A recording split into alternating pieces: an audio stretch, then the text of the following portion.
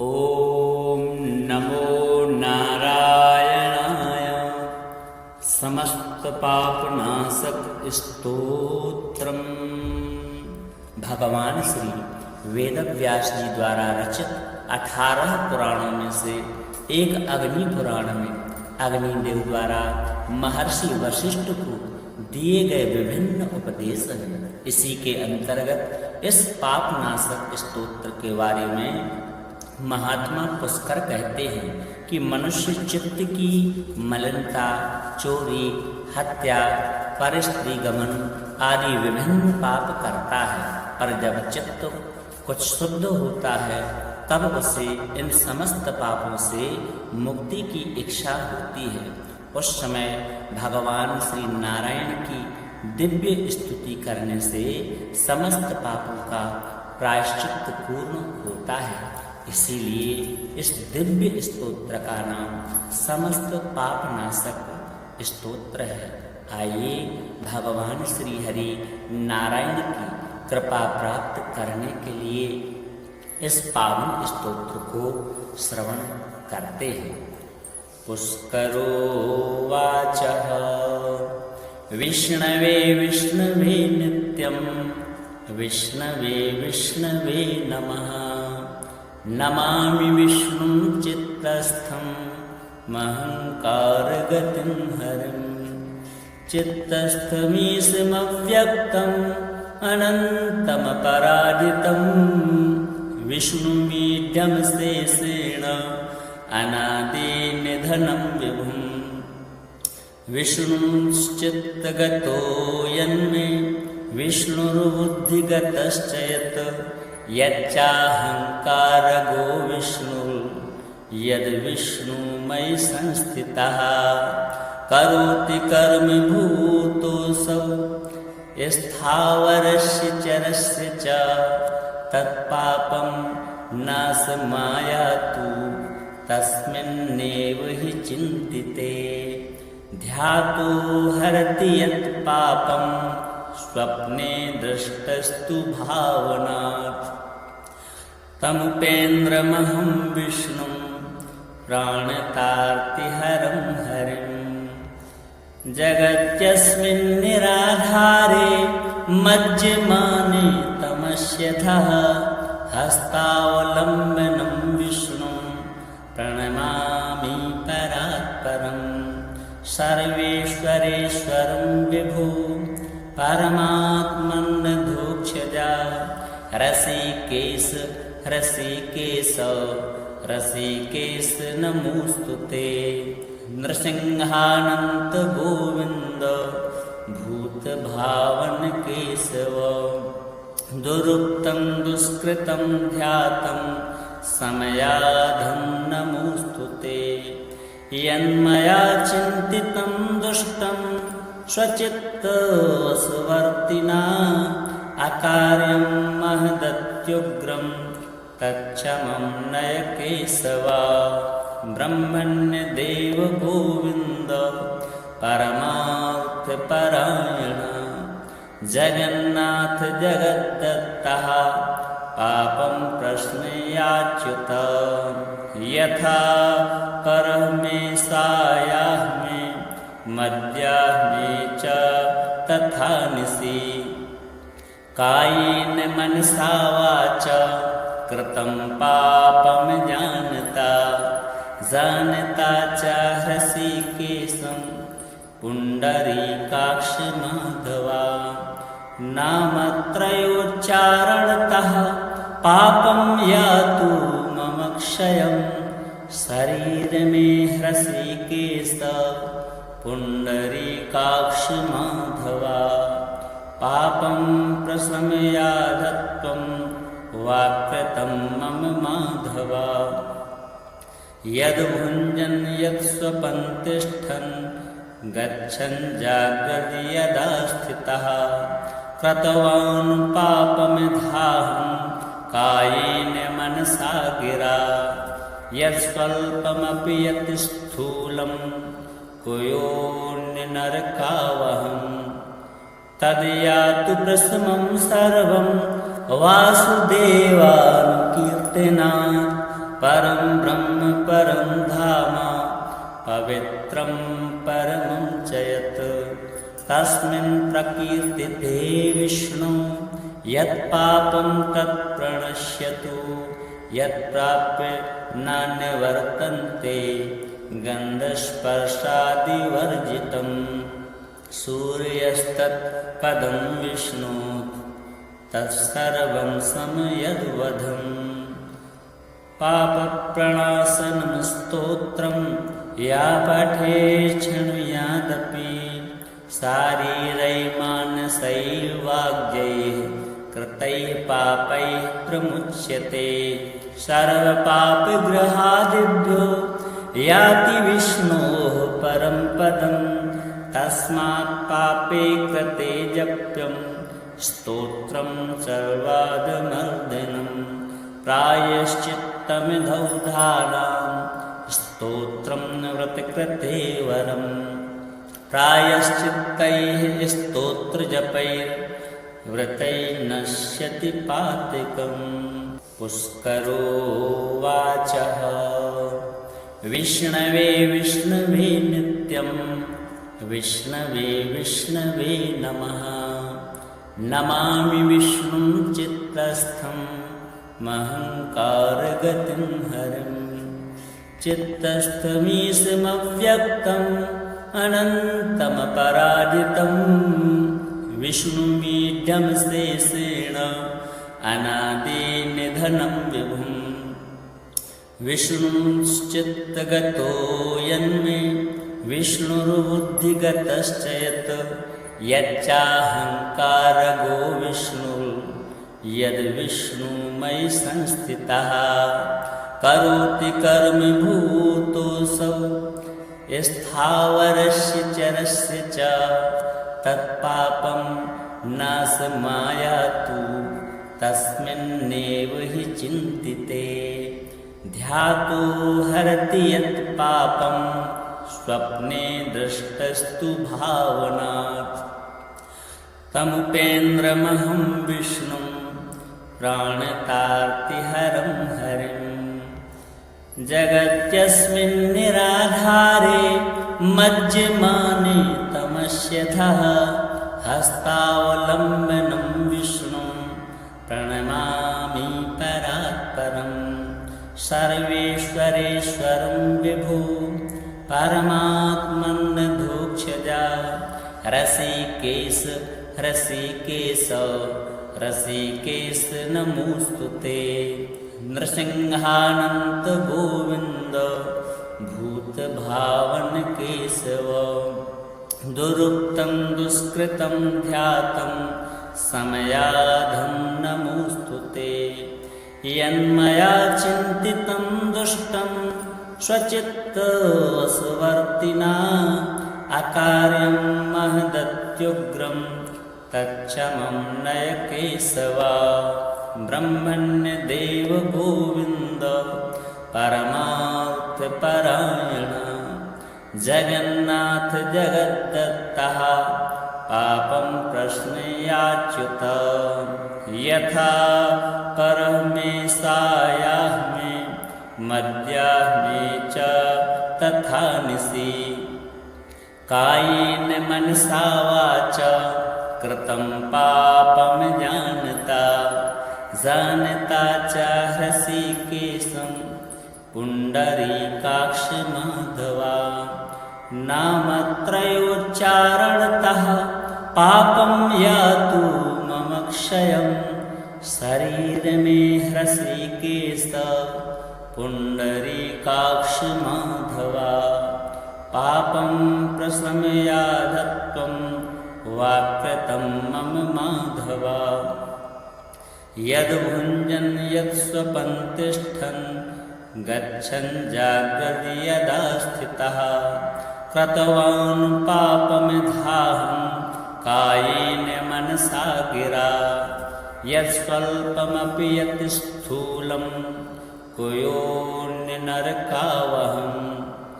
तद्यातु प्रशमं सर्वं वासुदेवानुकीर्तनात् परं ब्रह्म परं धाम पवित्रं परमं च यत् तस्मिन् प्रकीर्तिते विष्णु यत्पापं तत् प्रणश्यतु यत्प्राप्य न निवर्तन्ते गन्धस्पर्शादिवर्जितं सूर्यस्तत्पदं विष्णु तत्सर्वं समयद्वधम् पापप्रणाशनं स्तोत्रं या पठे शृणुयादपि शारीरैर्मानसैर्वाग्यैः कृतैः पापैः प्रमुच्यते सर्वपापग्रहादिभ्यो याति विष्णोः परं पदं तस्मात् पापे कृते जप्यं स्तोत्रं सर्वादमर्दनं प्रायश्चित्तमिधौधानां स्तोत्रं व्रतकृते वरम् प्रायश्चित्तैः स्तोत्रजपैर्व्रतैर्नश्यति पातकम् पुष्करोवाच विष्णवे विष्णवे नित्यं विष्णवे विष्णवे नमः नमामि विष्णुं चित्तस्थं महङ्कारगतिं हरिं चित्तस्थमीशमव्यक्तम् अनन्तमपराजितं विष्णुमीड्यं शेषेण अनादिनिधनं विभुं विष्णुश्चित्तगतो यन्मे विष्णुर्बुद्धिगतश्च यत् यच्चाहङ्कारगो विष्णुर्यद्विष्णुमयि संस्थितः करोति कर्मभूतोऽसौ स्थावरस्य चरस्य च तत्पापं नाशमायातु तस्मिन्नेव हि चिन्तिते ध्यातो हरति यत् पापं स्वप्ने दृष्टस्तु भावनात् तमुपेन्द्रमहं विष्णुं प्राणतार्तिहरं हरिम् जगत्यस्मिन् निराधारे मज्जमाने तमस्यथः हस्तावलम्बनं विष्णुं प्रणमामि परात्परं सर्वेश्वरेश्वरं विभो परमात्मन्नधोक्षजा रसिकेश रसिकेश रसिकेश नमोऽस्तुते नृसिंहानन्त गोविन्द भूतभावन केशव दुरुक्तं दुष्कृतं ध्यातं समयाधं नमोऽस्तुते यन्मया चिन्तितं दुष्टं स्वचित्तवशवर्तिना अकार्यं महदत्युग्रं तच्छमं नय केशव ब्रह्मण्यदेव गोविन्द परमार्थपरायण जगन्नाथ जगद्दत्तः पापं प्रश्नयाच्युत यथा परमेशायाः मे मद्याः मे च तथा निशि कायेन मनसा वाचा कृतं पापं जानता जानता च हृषीकेशं पुण्डरीकाक्षमाधवा नामत्रयोच्चारणतः पापं यातु मम क्षयं शरीरमे हृषीकेश पुण्डरीकाक्षमाधवा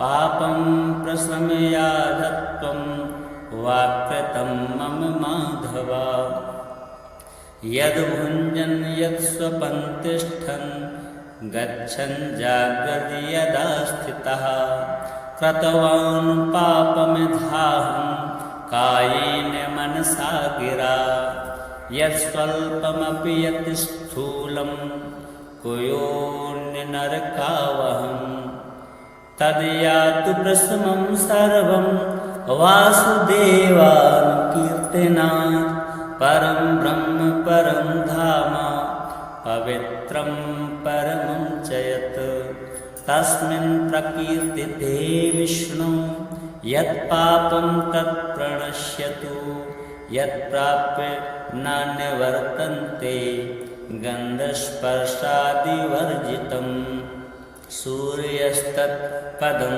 विष्णु तत्सर्वं समयद्वधम् पापप्रणाशनं स्तोत्रं या पठे शृणुयादपि शारीरैर्मानसैर्वाग्यैः कृतैः पापैः प्रमुच्यते सर्वपापग्रहादिभ्यो याति विष्णोः परं पदं तस्मात् पापे कृते जप्यं स्तोत्रं सर्वादमर्दनं प्रायश्चित्तमिधौधानां स्तोत्रं व्रतकृते वरम् प्रायश्चित्तैः स्तोत्रजपैर्व्रतैर्नश्यति पातकम् पुष्करोवाच विष्णवे विष्णवे नित्यं विष्णवे विष्णवे नमः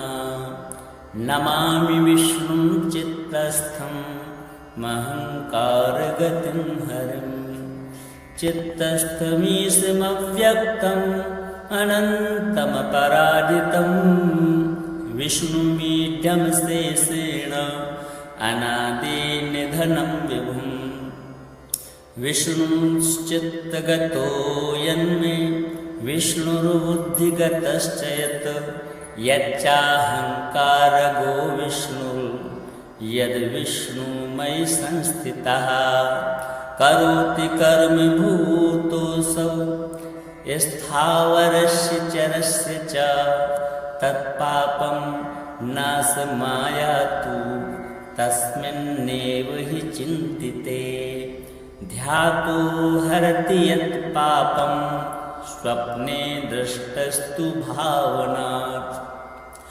तमुपेन्द्रमहं विष्णुं प्राणतार्तिहरं हरिं जगत्यस्मिन् निराधारे मज्जमाने तमस्यधः हस्तावलम्बनं विष्णुं प्रणमामि परात्परं सर्वेश्वरेश्वरं विभु परमात्मन्नधोक्षजा रसिकेश रसिकेश रसिकेश नमोस्तुते नृसिंहानन्त गोविन्द भूतभावन केशव दुरुक्तं दुष्कृतं ध्यातं समयाधं नमोस्तुते यन्मया चिन्तितं दुष्टं स्वचित्तवशवर्तिना अकार्यं महदत्युग्रं तच्छमं नय केशवा ब्रह्मण्यदेव गोविन्द परमार्थपरायण जगन्नाथ जगद्दत्तः पापं प्रश्नयाच्युत यथा परमेशायाह्मे मद्याह्मे च तथा निशि कायेन मनसा वाचा कृतं पापं जानता च हृषीकेशं पुण्डरीकाक्ष माधवा नामत्रयोच्चारणतः पापं यातु मम क्षयं शरीर मे हृषीकेश पुण्डरीकाक्ष माधवा पापं प्रशमयाधत्वं वाक्कृतं मम माधवा यद्भुञ्जन् यत्स्वपन् तिष्ठन् गच्छन् जाग्रति यदा स्थितः कृतवान् पापमिधाहं कायेन मनसा गिरा यत्स्वल्पमपि यत् स्थूलं कुयोऽन्यनरकावहं तद्यातु प्रशमं सर्वं वासुदेवानुकीर्तनात् परं ब्रह्म परं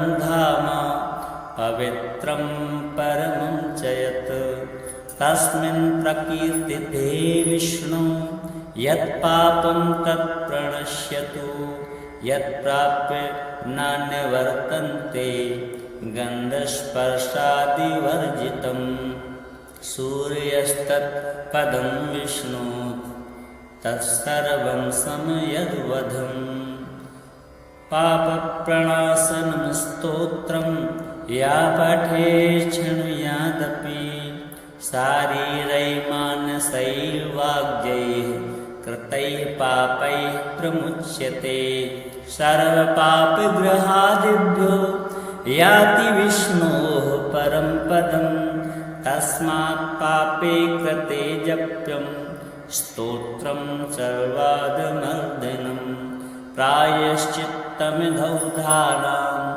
स्तोत्रं व्रतकृते वरम् प्रायश्चित्तैः स्तोत्रजपैर्व्रतैर्नश्यति पातकम् पुष्करोवाच विष्णवे विष्णवे नित्यं विष्णवे विष्णवे नमः नमामि विष्णुं चित्तस्थं महङ्कारगतिं हरिं चित्तस्थमीशमव्यक्तम् अनन्तमपराजितं विष्णुमीड्यं शेषेण अनादिनिधनं विभुं विष्णुश्चित्तगतो यन्मे विष्णुर्बुद्धिगतश्च यत् यच्चाहङ्कारगो विष्णुर्यद्विष्णुमयि संस्थितः करोति कर्म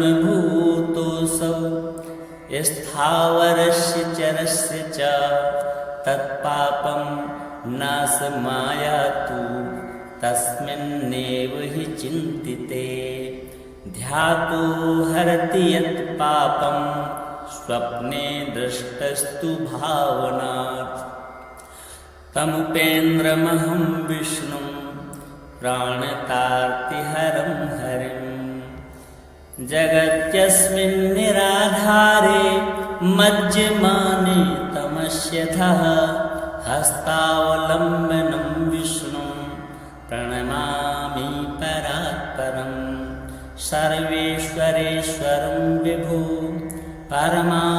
परमात्मन्नधोक्षजा रसिकेश रसिकेश रसिकेश नमोऽस्तु ते नृसिंहानन्त गोविन्द भूतभावन केशव दुरुक्तं दुष्कृतं ध्यातं समयाधं नमोऽस्तु ते यन्मया चिन्तितं दुष्टं स्वचित्तवशवर्तिना अकार्यं महदत्युग्रं तच्छमं नय केशव ब्रह्मण्यदेव गोविन्द परमार्थपरायण जगन्नाथ जगद्दत्तः पापं प्रश्नयाच्युत यथा परमेशायाह्मे मद्याह्मे च तथा निशि कायेन मनसा वाचा कृतं पापं जानता च हृषीकेशं पुण्डरीकाक्ष माधवा नामत्रयोच्चारणतः पापं यातु मम क्षयं शरीर मे हृषीकेश पुण्डरीकाक्ष माधवा पापं प्रशमयाधत्वं वाक्कृतं मम माधवा यद्भुञ्जन् यत्स्वपन् तिष्ठन् गच्छन् जाग्रति यदा स्थितः कृतवान् पापमिधाहं कायेन मनसा गिरा यत्स्वल्पमपि यत् स्थूलं कुयोऽन्यनरकावहं तद्यातु प्रशमं सर्वं वासुदेवानुकीर्तनात् परं ब्रह्म परं धाम पवित्रं परमं च यत् तस्मिन् प्रकीर्तिते विष्णु यत्पापं तत्प्रणश्यतु यत्प्राप्य नान्यवर्तन्ते गन्धस्पर्शादिवर्जितं सूर्यस्तत्पदं विष्णु तत्सर्वं समयद्वधम् पापप्रणाशनं स्तोत्रं या पठेत् शृणुयादपि शारीरैर्मानसैर्वाग्यैः कृतैः पापैः प्रमुच्यते सर्वपापग्रहादिभ्यो याति विष्णोः परं पदं तस्मात् पापे कृते जप्यं स्तोत्रं सर्वादमर्दनं प्रायश्चित्तमिधौधानां स्तोत्रं व्रतकृते वरं प्रायश्चित्तैः स्तोत्रजपैर्व्रतैः नश्यति पातकम्।